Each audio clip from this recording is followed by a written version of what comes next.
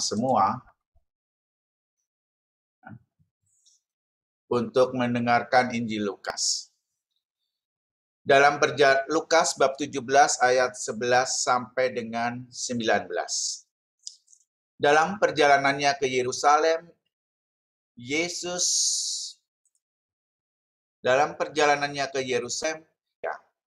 ketika ia memasuki suatu desa, dan keluhan kusta menemui dia. Mereka tinggal, berdirilah kami. Lalu ia memandang mereka kepada jalan mereka menjadi tahir. Seorang dari mereka ketika melihat bahwa ia telah sembuh, kembali sambil memuliakan Allah. Dengan suara nyaring lalu tersungkur di depan kaki Yesus dan mengucap syukur kepadanya. Orang itu adalah orang Samaria. Lalu Yesus berkata, "Bukankah ke-10 orang tadi semuanya telah menjadi tahir? Di manakah yang 9 orang itu? Tidak adakah di antara mereka yang kembali untuk memuliakan Allah selain daripada orang asing ini?" Lalu ia berkata kepada orang, "Berdirilah dan pergilah. Imanmu telah menyelamatkan engkau." Demikianlah sabda Tuhan.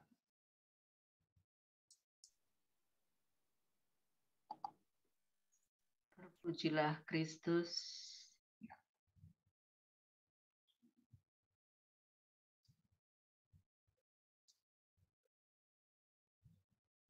Ibu Bapak dilanjutkan dengan renungan atau bagaimana ini? Langsung ya? Ya, Romo. Ya. Para devosan kerahiman ilahi yang saya cintai, izinkan saya untuk boleh men-share.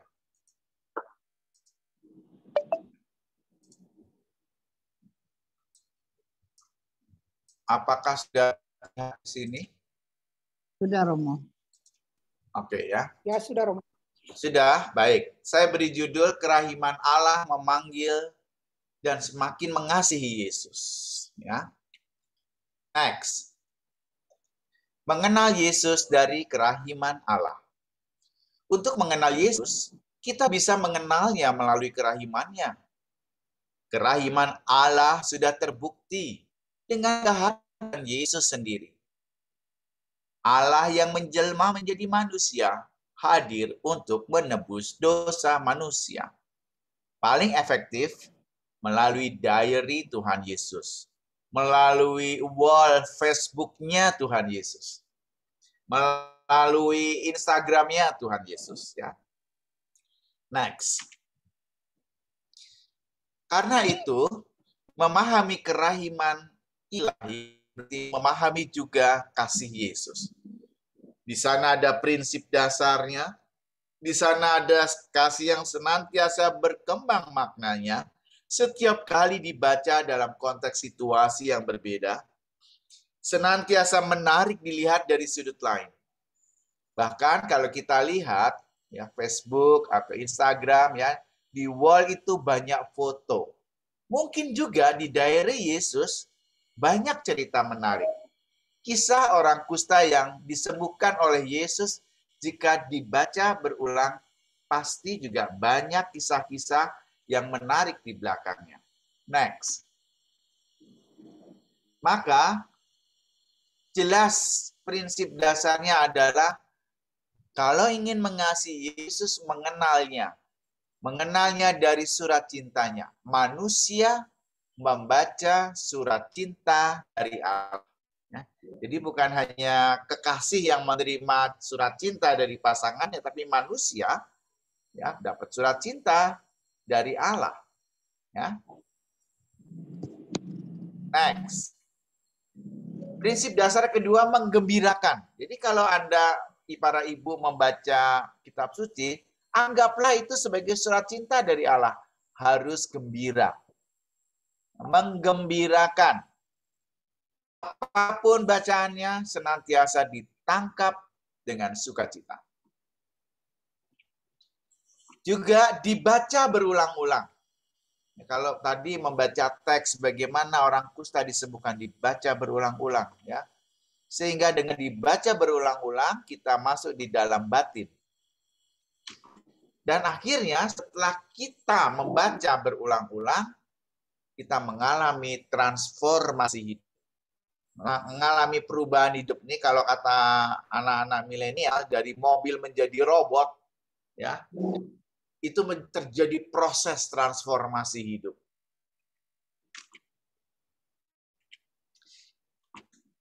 Ibu bapak, karenanya dalam kerahimannya Allah berbicara. Allah mengasihi manusia. Dan dalam Allah berbicara satu, dia memuat karya penyelamatan Allah. Tanpa Yesus, kerahiman Allah juga tidak terjadi. Dalam Yesus, kerahimannya menjadi nyata. Dan di situ ada karya penyelamatan. Dua, kerahiman Allah juga berpusat pada firman yang hidup. Firman yang hidup itu siapa? Firman yang hidup itu yaitu pribadi Yesus sendiri. Yesus adalah firman yang hidup. Dan dalam kerahimannya Allah berbicara dengan sumber inspirasi dan pedoman hidup. Karena itu tiga hal ini menjadi penting bagi kita untuk bisa memahami kerahiman Allah. Next. Tetapi memang kitab suci memuat keterbatasan manusia, yaitu terungkap dalam banyak gaya bahasa ya. Dalam perjanjian lama kita sering berjumpa dengan teks-teks Allah yang murka, Allah yang berperang, Allah yang berpihak.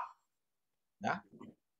Tetapi juga kadang harus dipahami konteks budaya setempat. Ya. Orang Samaria itu tadi dalam kutipan itu berbeda dengan orang Yahudi. Orang Yahudi lebih terhormat karena dia keturunan langsung dari Abraham. Samaria itu masih ada campuran, orang Yahudi campur dengan bangsa-bangsa di luar Yahudi. Nah, konteks ini harus dipahami. Kenapa sih Yesus mengambil contoh orang Samaria? Kenapa nggak ngambil orang Yahudi? Kenapa sih Yesus untuk yang munafik itu diambil contoh orang Farisi? Kenapa bukan orang Samaria? Itu konteks budaya. Konteks budaya. Dan yang ketiga tentu juga membutuhkan penafsiran dari kuasa pengajar gereja. Ya, Bapak Uskup, lalu juga teolog-teolog itu sudah memberikan tafsiran. Next, pertanyaannya adalah, apakah Tuhan tidak mendengar doa kita? Ya, dalam penderitaan, aduh masa pandemi gini, kok saya sakit nggak sembuh-sembuh, Tuhan ini mendengar doa saya apa enggak sih? Saya sudah koronka setiap jam 3, saya sudah membaca bacaan-bacaan dari kerahiman ilahi. Apakah Tuhan mendengar doa saya? Ya, mungkin kita pernah marah kepada Tuhan. Mungkin kita pernah menggugat Tuhan karena dianggap tidak mendengar doa kita. Pertanyaannya adalah, apakah Tuhan membiarkan kita menderita? Membiarkan manusia menderita? Next. Ya. Why does God allow so much suffering? Mengapa Tuhan membiarkan begitu banyak penderitaan? Kita akan melihat penderitaan dalam kitab suci. Ya. Penderitaan itu adalah akibat dari dosa. Adam dan Hawa menderita karena dia melanggar perintah Allah untuk tidak memakan buah terlarang. Dan di dalam perjanjian lama, itu masih ada teori hukum pembalasan. Yang taat dan setia berbuah berkat. Sedangkan dosa berbuah kutuk. Lihat itu. Adam dan Hawa melanggar Tuhan. Buahnya kutuk. Adam menjadi menderita, Eva menjadi menderita. Teori hukum pembalasan.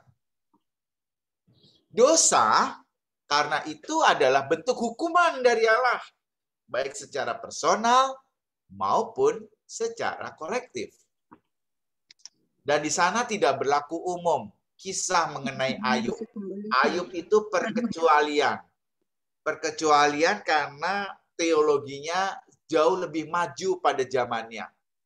Ya, bahwa yang namanya menderita itu bukan selalu kutuk.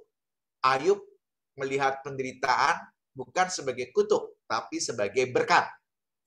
ya, sebagai berkat. Next.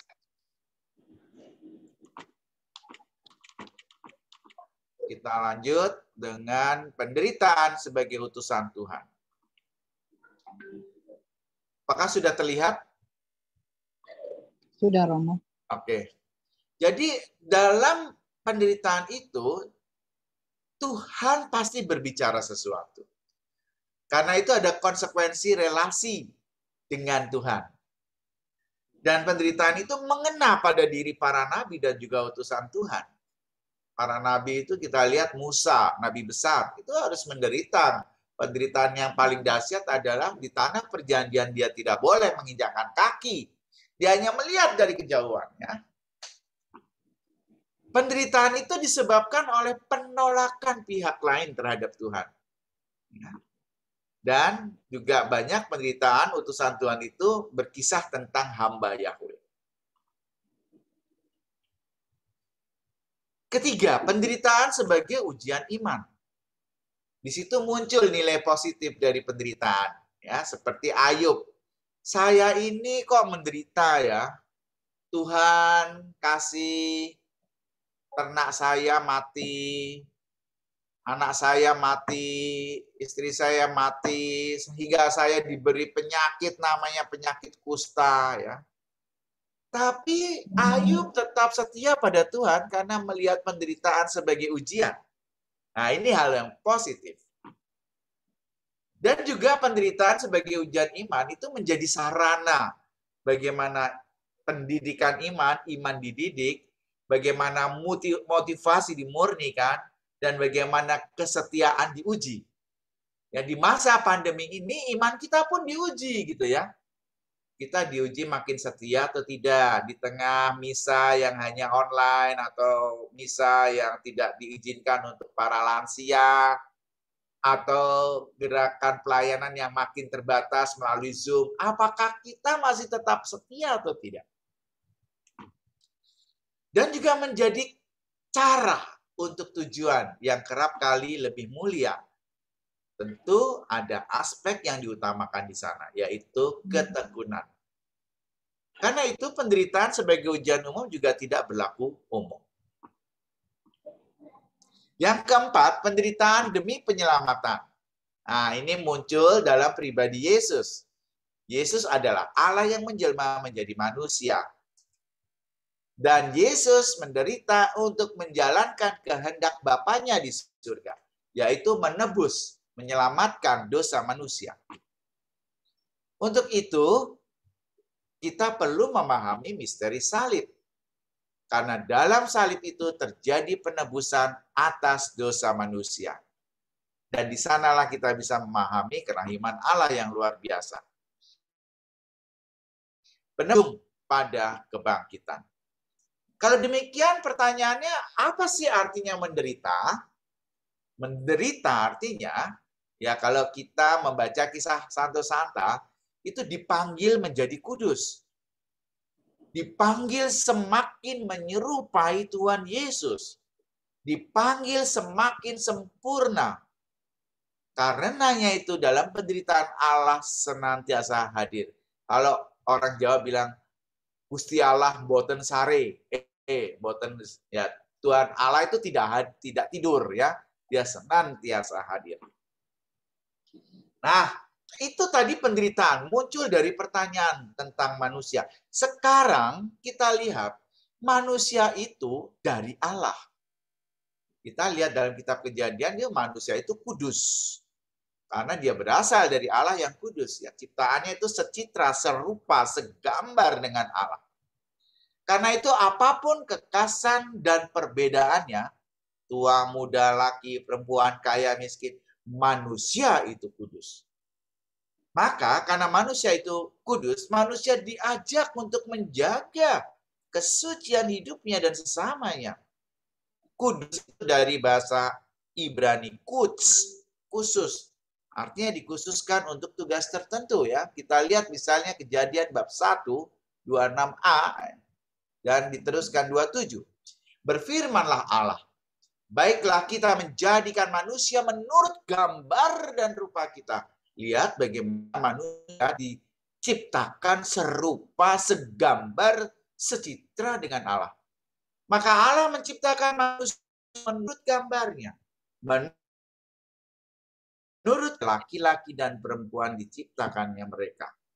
Luar biasa. Next.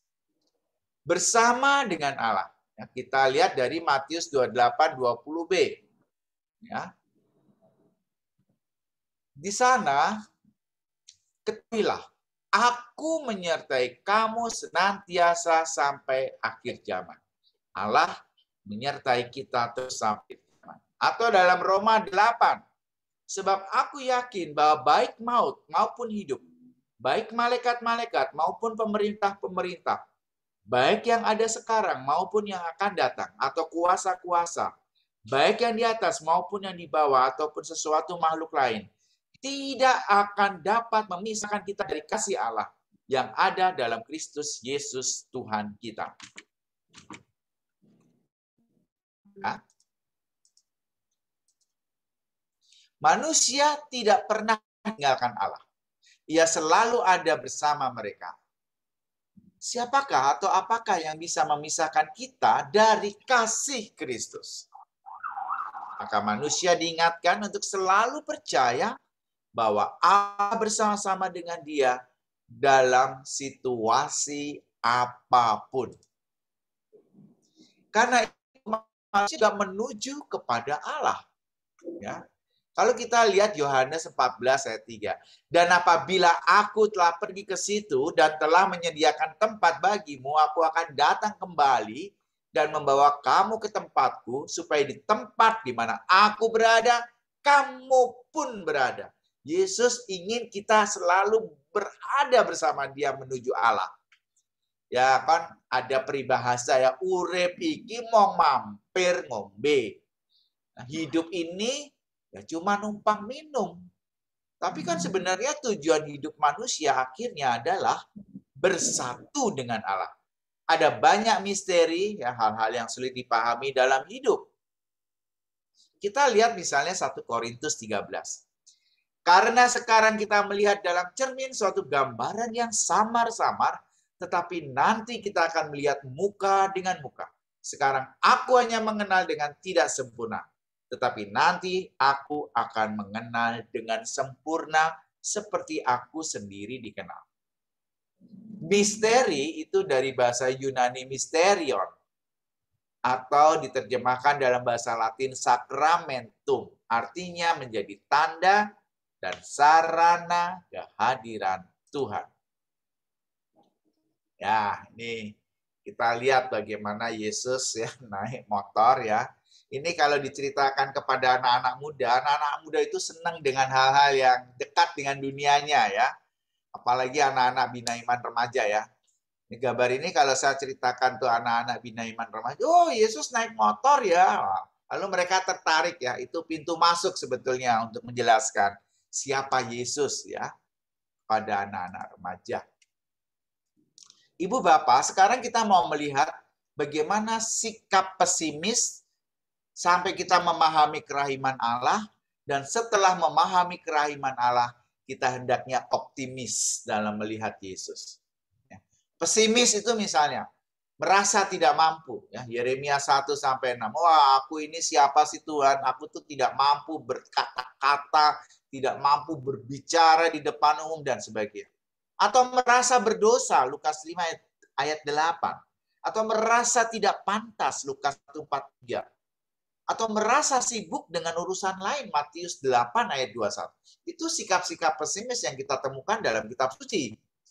Tetapi kalau kita mampu memahami kerahiman Allah, di mana Allah adalah kasih dengan putranya Yesus yang dikirim ke dunia untuk menderita, mengasihi kita, menebus dosa kita, maka hendaknya ada sikap optimis.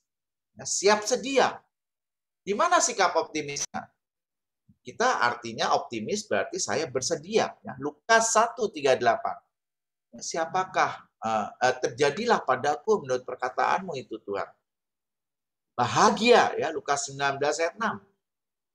Diam Lukas 1-22. Atau ikut aja walau belum tahu resikonya. Itu murid-murid Tuhan yang pertama, Yohanes 11. Ditangkap, mau tidak mau harus mau. Ya, itu Paulus, pengalaman Paulus yang diceritakan kepada jemaat di Filipi gitu ya. Jadi optimis. Allah mengasihi kita, kerahimannya membawa kita dan menggerakkan kita luar biasa hingga optimis yang meluap-luap. Tetapi jangan lupa kadang-kadang ada kecenderungan yang melemahkan dalam mengasihi Yesus. Misalnya kita merasa kurang dicintai. Aduh, saya ini udah tua. Tapi kenapa sih anak-anak dan cucu-cucuku itu jarang mengunjungi aku? Apakah aku sudah tidak dicintai lagi oleh anakku, oleh suamiku, oleh cucuku ya? Itu pasti ada rasa ya, kurang dicintai. Ya, ada juga kecenderungan yang melemahkan dalam mengasihi. Misalnya, akunya, egonya begitu kuat. Apa-apa semua ego, aku. Dan kadang-kala ya ini yang kadang juga berat. Mudah lelah dalam mencintai. Romo, sudah 30 tahun saya menikah dengan suami saya. Dari 30 tahun itu 25 tahun saya habiskan dalam kondisi suami stroke. Saya lelah melayani dia. Saya lelah mencintai dia. Jadi kadang-kadang di balik kesetiaan dan ketekunan itu kadang-kadang orang juga merasa lelah. Lelah dalam mencintai ya. Nah, kita sebagai orang Katolik senantiasa merayakan Ekaristi dan dalam Ekaristi itu kita mengasihi Yesus. Gimana sih mengasihi Yesus dalam Ekaristi? Jelas. Dalam Ekaristi kan itu kalau ibu bapak melihat mengikuti Ekaristi, itu di dalam liturgi Ekaristinya doa syukur agung kan dikatakan di sana ada tindakan Yesus atas roti dan piala. Matius 26 ayat 26. Yesus mengambil roti, mengucap berkat, memecah-mecahkannya, memberikannya kepada murid-muridnya, dan berkata, ambillah, makanlah, inilah tubuhku. Maka kalau kita perhatikan lebih dalam, di sini ada tindakan Yesus atas roti dan piala. Mengambil, mengucap syukur, memecah belah roti, dan membagikannya pada para murid. Next. Karena itu, mengikuti Ekaristi berarti kita menjadi ekaristis. Diambil. Nah, kita harusnya juga siap dipilih dari tengah jemaat, bukan asal pilih. Diberkati. Ikut Ekaristi itu kita terberkati ya. Ada orang yang merasa nggak nyaman ikut Ekaristi. Harusnya bersyukur saya bisa ikut Ekaristi. Dipecah-pecah. Ya, menjadi Ekaristi artinya juga kita siap menjadi orang yang tidak selalu mulus. Hidup orang-orang pilihan itu tidak selalu mulus. Ya, kita lihat Musa tidak selalu mulus. Yohanes Pembaptis tidak selalu mulus, bahkan dia mati dipenggal. Yesus tidak mulus, bahkan dia taat kepada Bapaknya dengan wafat di kayu salib. Dan akhirnya menjadi Ekaristi sudah dibagikan. Hidup kita untuk Tuhan, untuk jemaat, dan membawa orang lain untuk dekat dengan Tuhan. Nah, kalau demikian pertanyaan yang lebih lanjut adalah apa sih dampak dari sikap semakin mengasihi Yesus? Dampaknya adalah ada spirit mewarta. Ya, spirit mewarta itu, tugas mewarta adalah anugerah berkat pembaptisan. Bersyukur karena dengan baptisan saya juga mau mewartakan. Dan semua orang yang sudah dibaptis dipanggil berpartisipasi dalam perutusan Kristus dan gerejanya. Ibu bapak berdoa koronka ini suatu perutusan.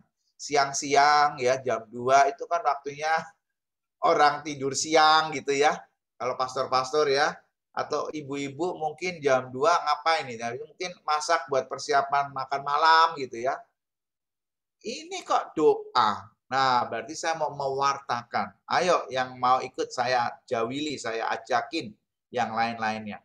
dan tentu saja tugas sebagai nabi. Ya. Tadi sudah disebut dalam Matius 28. Karena itu pergilah, jadikanlah semua bangsa muridku. Baptislah mereka dalam nama Bapa dan Anak dan Roh Kudus. Ajarlah mereka melakukan segala sesuatu yang telah kuperintahkan kepadamu. Ini sangat jelas. Menjadi orang-orang yang berdoa koronta juga harus siap untuk pergi. Paling tidak diutus di orang-orang sekitar kita. Kalau saya seorang ibu, saya menjadi siap diutus untuk suami bagi saya. Kalau saya seorang istri, suami bagi saya. Kalau saya seorang ibu, diutus menjadi anak-anak bagi saya, dan sebagainya. Kalau kita diutus, bagaimana kita harus menjawab? Ada lagu ya, ku jawab ya, ya. Ku jawab ya, ya. Ku jawab ya Tuhan, ku jawab ya Tuhan. Ku jawab ya. Tuhan memampukan kita untuk melakukan tugas istimewa ini. Maka kita mau fokus. Mau dibawa kemana sih umat kita, keluarga kita, masyarakat kita? Bagaimana sih caranya dan apa saja sih yang diperlukan? Diutus artinya kita perlu menyiapkan diri. Diri yang bagaimana? Yang bahagia. Jadi kalau diutus, itu diutus juga dengan bahagia menyelamatkan jiwa-jiwa. Ya. Mau mengajak koronka, tapi mukanya tidak gembira. Ya mana orang mau terlibat? Yuk ikutan yuk. Saya biasa ada doa koronka nih setiap hari Kamis jam 2. Yuk ikutan. Tapi wajahnya itu tidak mencerminkan kegembiraan. Mungkin orang jadi takut. Orang nggak mau ikut. 2, berarti menyelamatkan jiwa-jiwa. Mimpi besar gereja adalah menciptakan umat basis. Mendorong agar kegiatan pembinaan iman ada di tiap-tiap lingkungan paroki. Orang-orang sekitar gereja itu mengenal Kristus. Apalagi di masa pandemi ini. Mati gayalah kita. Nggak bisa ngapa-ngapain. Pertemuan lingkungan tidak diizinkan karena kerumunan. Misa ngikuti secara online. Apalagi saya ada komorbid, ada penyakit bawaan, ada penyakit penyerta dan sebagainya. Tetapi ini tidak boleh menjadi halangan bagi kita untuk menyelamatkan jiwa-jiwa. Nah, Ibu Bapak, kalau pernah menonton film ini saya ambil dari remaja-remaja kita ya. Mobil ini kalau di dalam film-film itu menjadi robot nih yang hebat seperti ini.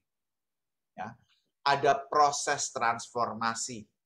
Doa itu tidak berhenti di dalam diri saya, tetapi juga mengubah, mentransformasi hidup saya. Transformasi setelah meyakini kerahiman Allah. Nah, ini penting. Nah, kita punya devosi yang sangat kuat pada kerahiman Allah. Tetapi doa-doa itu juga harus mengubah hidup, mentransformasi saya. 1, meyakini Yesus Kristus sebagai Tuhan dan Juru Selamat pribadi. 2, seorang pelayan sabda dan ekaristi yang setia pada ajaran gereja, tunduk pada pimpinan. 3, komitmen yang baik pada tugas.